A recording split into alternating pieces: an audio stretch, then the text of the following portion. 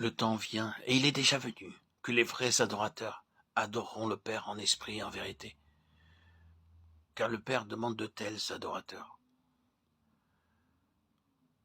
C'est pour que nous soyons de tels adorateurs qu'il a envoyé son Fils chercher, sauver ce qui était perdu.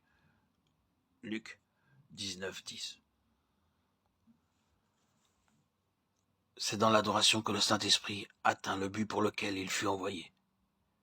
C'est dans l'adoration qu'il manifeste plus complètement ce qu'il est.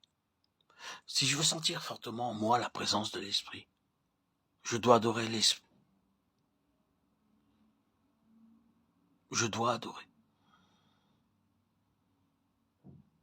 L'Esprit prépare à l'adoration, et l'adoration prépare à recevoir l'Esprit. L'adoration ne consiste pas seulement en prière. Elle nous fait sentir avec respect la sainte présence de Dieu. Et souvent, elle a lieu sans parole, se prosternant en terre. Ils l'adorèrent. Exode 4, 31, 12, 27, Néhémie, chapitre 8, verset 6. Les vieillards se prosternèrent et adorèrent, Apocalypse 5, 14.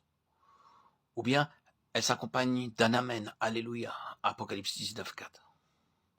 Combien d'adorateurs, même parmi les croyants, ignorent l'adoration en esprit? Dans le culte particulier, dans le culte de famille, dans le culte public, avec quelle précipitation on se place en la présence de Dieu, sans guère attendre, ou sans du tout attendre de l'Esprit qu'il fasse monter plus haut. Et pourtant, c'est la puissance du Saint-Esprit qui prépare à l'adoration agréable à Dieu. C'est la chair qui est le grand obstacle à la présence de l'Esprit. C'est donc la mort de la chair qui assure l'adoration en esprit. Il faut que la chair soit vouée à la mort infamante de la croix. Il faut redouter son action et se livrer avec humilité et confiance à la vie de l'esprit, qui remplacera la vie du moi. Notre adoration dépend de notre vie habituelle. Il faut que l'esprit guide et dirige notre vie de chaque jour, si nous voulons qu'il inspire aussi notre culte. Une vie d'obéissance à la volonté de Dieu prépare à l'adoration. Veuille le Seigneur nous faire sentir profondément toute l'inunité, toute la culpabilité de l'adoration qui n'est pas en esprit et en vérité.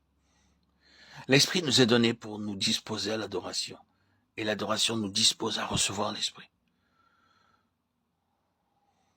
Regardons toujours à Dieu, en attendant tout de lui, avec humilité et respect. Mon âme, confie-toi en Dieu, car de lui vient mon espérance. Psaume 62, 6.